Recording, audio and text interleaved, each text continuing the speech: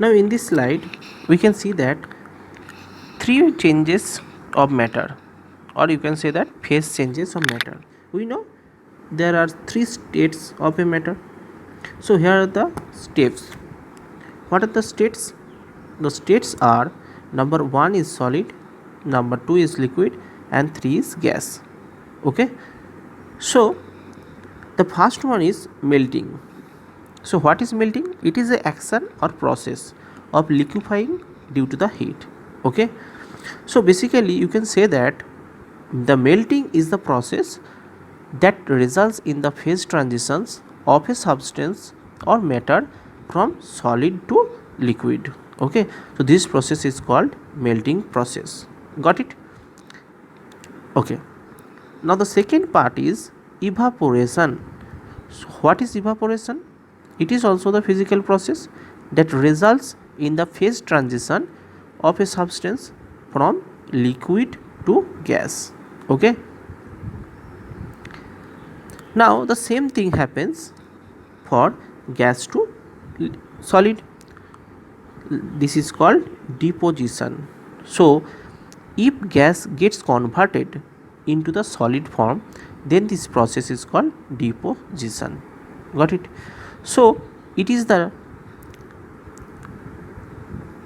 changes of phase of the matter. Okay, now if we are talking about all other terms like condensation, freezing, and sublimation, okay, then the answer will be number 1 is freezing. Sorry, freezing. What is freezing? If we convert the liquid state into the solid state, then the process will be called as the freezing process. Okay, so freezing is the process, or you can say that physical process that results in the phase transition of a substance from liquid to solid. Okay, so this is called freezing process. Okay, if we called condensation, so what is condensation? In the previous slide already we have learned about the condensation. So condensation process is opposite of evaporation. In evaporation, liquid state is transferred or converted into gas, and in condensation state it is the opposite of evaporation process. So here gas results in the liquid form. Okay, so again I am telling that, so condensation is a physical process that results in the phase transition of a substance or matter from gas to liquid. Okay, got it? Okay, so next or the last part is the sublimation. Okay, so what is sublimation? It is also the physical process. Okay, so it is the physical process that is opposite of the deposition. So we know what is deposition. Deposition is the process for the phase transition from gas to solid. Okay, but for sublimation it is from solid to gas directly. Okay, got it? So sublimation is a process that directly convert the solid in gas. Okay, example like naphthalene. Okay, thank you. Go to the next slide. Now we are coming for the part of chemical change. So in physical sense we have learned that no new substance will be produced. Okay, only physical properties will be changed or physical form will be changed. Okay, so here in chemical change we are taking some examples and we are talking about the points. So listen one by one. So in chemical change, atoms in the reactants are rearranged to form one or more different substances. Okay, so as a result we can get one or more different substances. Okay, so what are the reactants that reacts? that are called reactants. Okay, so here in this example you can see that here are two reactants. One is Fe, okay, that is iron, and another one is copper sulfate, that is CuSO4. Okay, so these are the reactants and these are the products. Okay, new products. Okay, so what are the products? One is FeSO4, another one is Cu means copper, and FeSO4. Okay, we know Fe is the iron and SO4 means sulfate. So what is the chemical name of the FeSO4? That is ferrous sulfate, that is FeRROUS, ferrous sulfate, SULFATE. Okay, got it? So here two reactants are there, Fe and CuSO4, and as a product we are getting FeSO4, that is ferrous sulfate, and Cu, that is copper. Got it? Okay, so it looks like the example. Look at the example carefully. So here if we drop a iron nail into the solution of CuSO4, that is copper sulfate, then after some time we will get change in the color of the solution. That solution will be in the color of green. Okay, got it?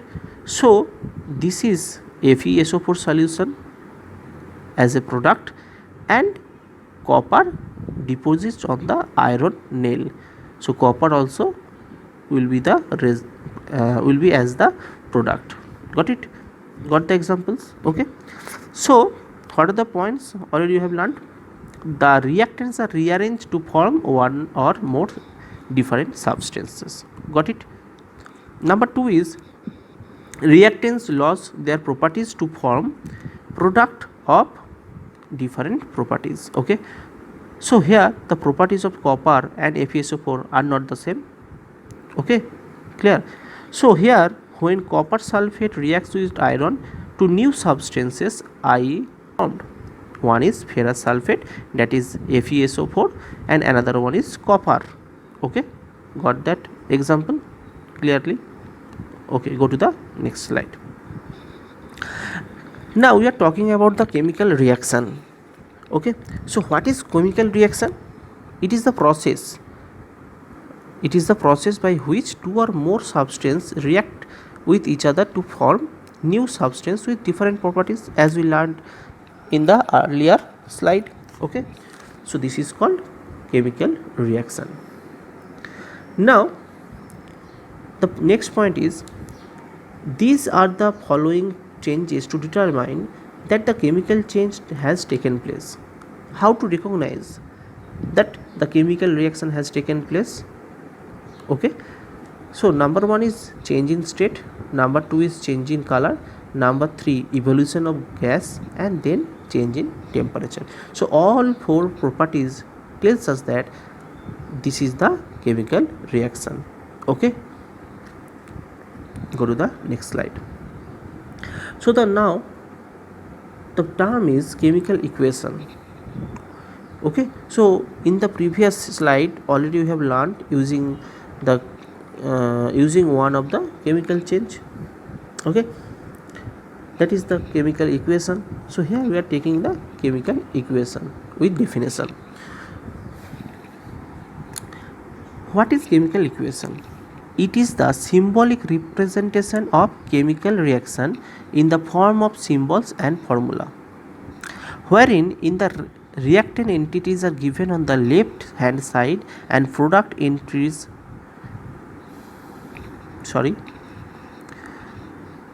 So what is chemical equation? A chemical equation is the symbolic representation of chemical reaction, okay, in the form of symbols and formula, wherein the reactant entities are given on the left hand side and the product entities will be on the right hand side. Okay, if we go in the previous slide, we'll check it. Okay, here reactants are on the left side and products are on the right side. Okay, so here taking one example, magnesium reacts with oxygen and produces magnesium oxide as the product. So here reactants are magnesium and oxygen. Okay, so magnesium, that is Mg, and oxygen, that is O2. So here Mg and reacts with O2 gives us magnesium oxide, that is 2MgO. Got it? Got the equation? Okay. Next part is balanced chemical equation. What is balanced chemical equation? So now I am taking the previous example like this, magnesium plus oxygen. So magnesium is the Mg and oxygen is the O2. So if we collect the product, then we will have the product is 2MgO. Okay, so balance means if you want to make the balance in the chemical equation, then the number of atoms involved in the reactant side will be equal to the number of atoms in the product side. Okay, got it? So keep this in the mind, this point. So to balance the chemical equation, we have to balance the number of atoms on the both hand side.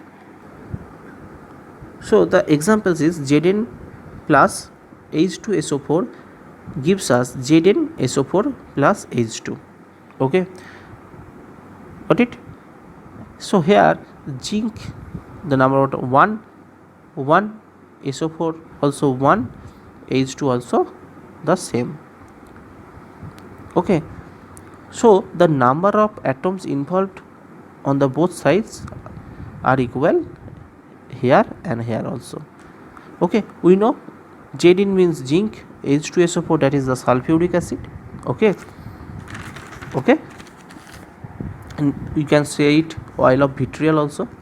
Then on the product side, it is ZnSO4, that is zinc sulfate, and H2, it is the gas, hydrogen gas. Okay, and in the below example we are having Fe, that is iron. Okay, that is iron, Latin word is ferrum, and the atomic number is 26. Here it is 4H2O. H2O means water, and as the product we are getting Fe3O4. Okay, so Fe3O4 is ferrous ferric oxide. Okay, and with the gas, hydrogen gas. Okay, so we will take examples to give you the greater idea on the next slides. Okay, go to the next slide. Now word equation. So what is word equation? If we write the equation in the terms of word or the elements names, then it is called word equation. So a word equation is a chemical reaction expressed in words rather than chemical formulas. Okay, like we are writing only the name. Sodium reacts with chlorine, gives us sodium chloride. Got it? So it is called word equation. Now you will learn that what is a symbol. Very important part. A symbol is the chemical code for an element. Okay, suppose sodium. Okay, so what is the symbol of the sodium? That is Na. Got it? So symbol is the chemical code to identify any element. Okay, nice. So the next sentence is each element has one or two letter atomic symbol. Okay. For sodium it is Na, chlorine Cl. Okay, so we can use one or two letter atomic symbol. Okay, so this symbol is nothing but the abbreviated form of its original name. Got it? So if we are talking about the example like iron, so what is the chemical name of iron? That is ferrum, Ferrum, ferrum. So for iron we use the symbol Fe only. Got it? So it is the example of symbol. Next part is valency. So what is valency? Valency is the combining capacity of an element. Okay, it can be considered as the number of electrons lost or gained or shared by an atom when it combines with another atom to form the molecule. Next slide. So how to write any chemical equations? All the points are given below. So we will use those properties of the points whenever we will be writing any chemical equation. Okay, so representation of a chemical reaction in terms of symbols and chemical formula of the reactants and products is known as the chemical equations. Okay, so here we have to write the reactants elements and product elements also, and we have to use here the symbols. Okay, and you have to use here the chemical formula. Got it? So if we represent in the terms of symbols and chemical formula of the reactants and product, that is called chemical equation. Okay, so what are the points for that? For solids you have to write S in the bracket. S means solid. For liquid L, and gas or the gaseous state G, and the aqueous solution, that is AQ. For gas produced in the reaction is represented by upper arrow. Okay, and for precipitate form in the reaction it is represented by down arrow. Got it? So keep all the points in the mind when you are writing any chemical equations. Got it? This is the simple equations, that is Zn, zinc, DIL, that means dilute, H2SO4, that is the sulfuric acid. Zinc reacts with sulfuric acid or H2SO4 and gives ZnSO4 in aqueous state. ZnSO4 means zinc sulfate, and H2, that is hydrogen. So here as zinc is a metal, so we are writing as S in the bracket, dilute H2SO4, that is the aqueous solution, so that we are writing here AQ. Zinc sulfate, here it is the aqueous solution, so inside the bracket we are writing AQ. And for H2, that is the gas, hydrogen gas, so we are writing the upward arrow. Okay, got it? Go to the next slide. So now go to the next slide. So now here we will be learning on conservation of mass. So what conservation of mass tells us? The law is no atoms can be created or destroyed in the chemical reaction. Okay, this is the important part of the sentence. So the number of atoms of each element in the reactants side has to be balanced the number of atoms that are present on the product side. Okay, so we can say that simply the total mass of the products formed in a chemical reaction will be equal to the total mass of reactants participated in a chemical reaction. Okay, so this law is called as conservation of mass. Okay, next, so now you will be looking how to write or how to convert a chemical equation in balanced chemical equation. How to balance a chemical equation. Okay, so now we are taking the simple examples. What is examples? So we have to write all the reactants on the left side and products on the right side. Got it?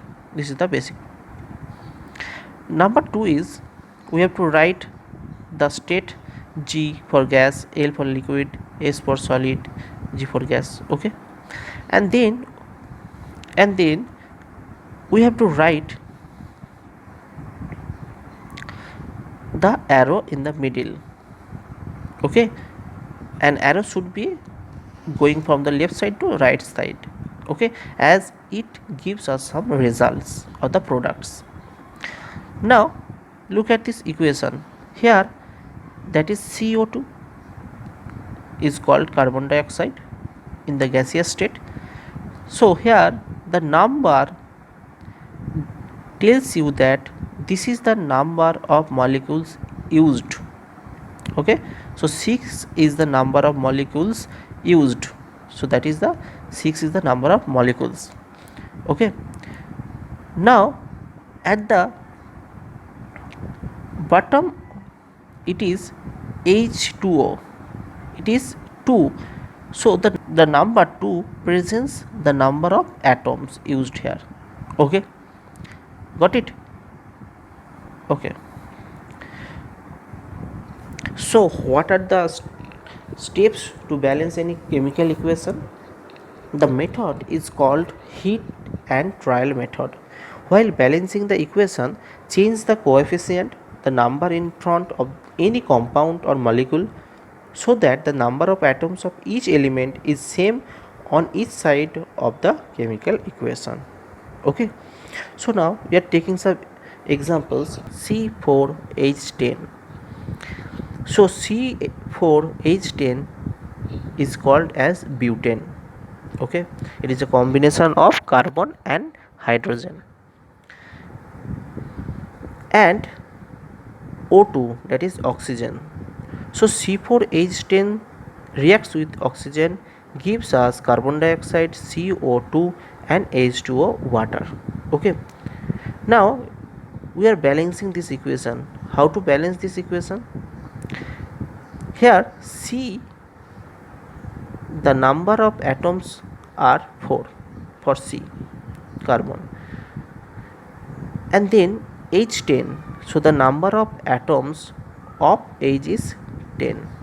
Okay, and then O2, so the number of atoms is 2.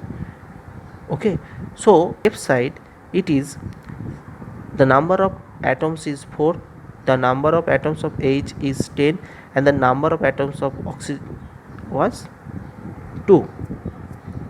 Okay, so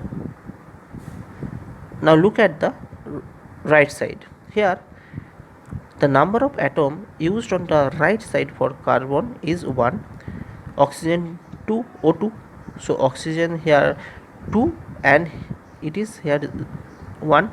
So in CO2 the number of atoms of oxygen is 2, and in H2O the number of oxygen is 1, so 2 plus 1 gives us 3 for oxygen. Okay, and for hydrogen it is 2, H2, and carbon, in carbon dioxide it is 1. Okay, so you can look that, you can see that the number of atoms are not the equal on the both side. Okay, okay, both side. So the number of carbon is 4, H is 10, O is 2 on the left side, and on the right side C is 1, H is 2, O is 3. So in this example you can see that the number of atoms on the left side and right side are not equal, so it is unbalanced chemical equation. Okay, so now look at this example. So here the number of Fe is 4 as 2Fe2, that is 2 into 2 4, and then 2 is multiplying with Fe2 and O3 also, so here O is 2 into 3. Okay, so O is 2 here and 3, so for O or oxygen it is 6, and for carbon it is 3. So on the left side, the number of Fe is 4, oxygen is 6, carbon is 3. And on the right side, the number or the coefficient of Fe is 4.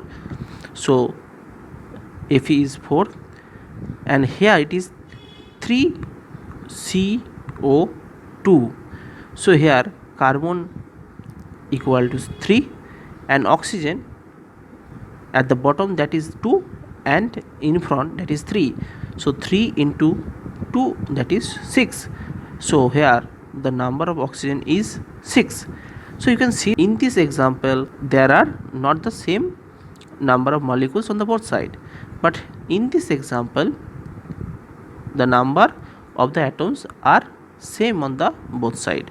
So it is called balanced chemical equation, and it is called unbalanced chemical equation. Okay, so here one another example is given.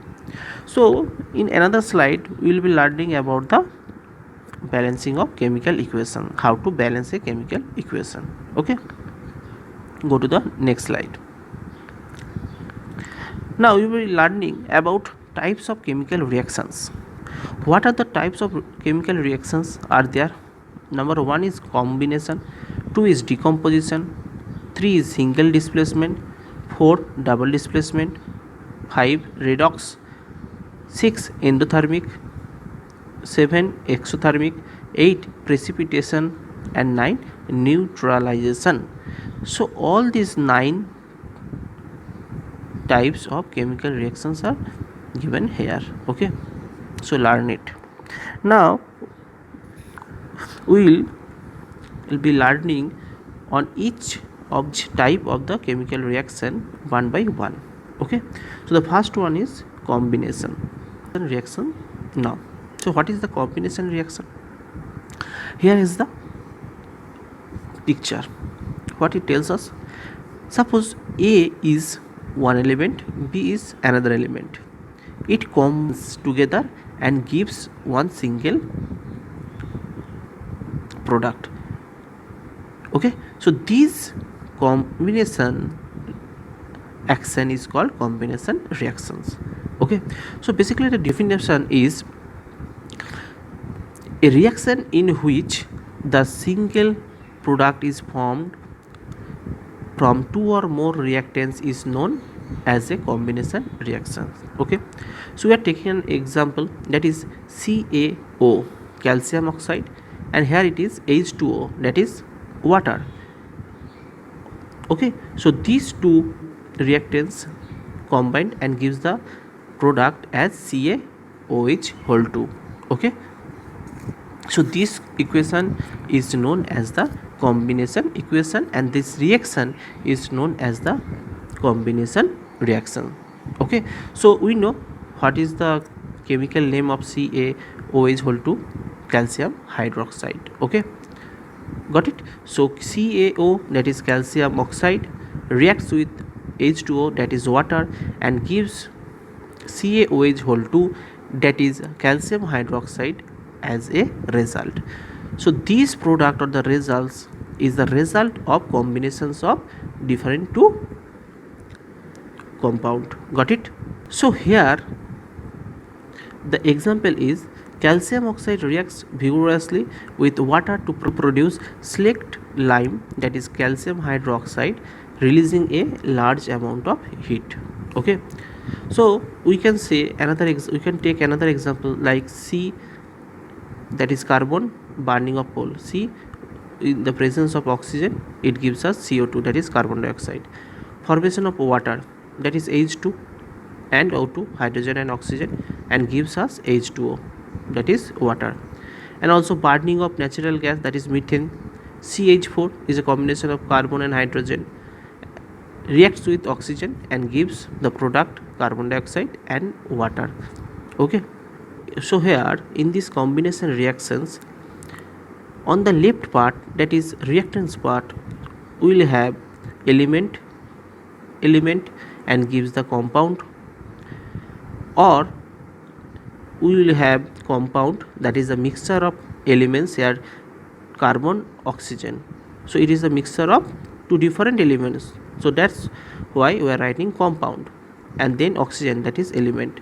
So here in the first example it is H2 is element, Cl2 is the element, and gives us the compound, that is 2HCl, hydrochloric acid. Okay, in the second examples, that is the 2CO, that is a compound because it is the mixture of two elements, carbon and oxygen, and here it is oxygen's. Okay, so oxygen is the element and gives the product as compound, that is 2CO2. Okay, carbon dioxide. CO means we know carbon monoxide. So carbon monoxide reacts with oxygen, that is an element, gives us compound carbon dioxide as a result of the product. Next one is NH3. So we know what is NH3. NH3 means ammonia. So you have to learn it very carefully that NH3 is ammonia. Okay, and NH4 is ammonium. Okay, so here NH3, that is ammonia, it is a compound. Okay, because it is the mixture of N for nitrogen, H for hydrogen, reacts with HCl. So it is also the mixture, H for hydrogen, Cl for chlorine. So these are the compounds. So two compounds reacts and gives compounds as a result also. So this is called combination reactions. I think it is very clear to you. Okay, go to the next reaction. So this reaction is known as the displacement reaction. Okay, displacement reaction. So in this process or the reaction, more reactive element displaces a less reactive element from its compound or solution. Okay, so that it is called displacement reaction. So to give you the better idea, we are taking single displacement reaction as an example.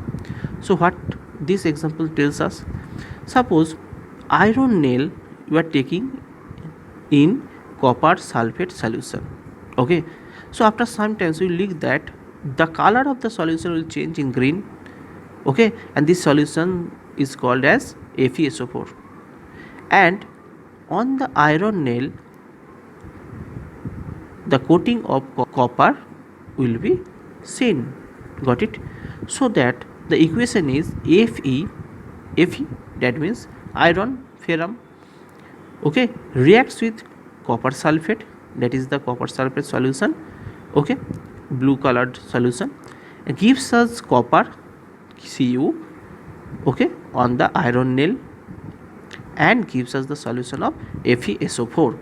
Now look at this example very carefully. At first we have Fe, okay, and reacts with CuSO4. So here CuSO4. So on the right side it is Cu and FeSO4.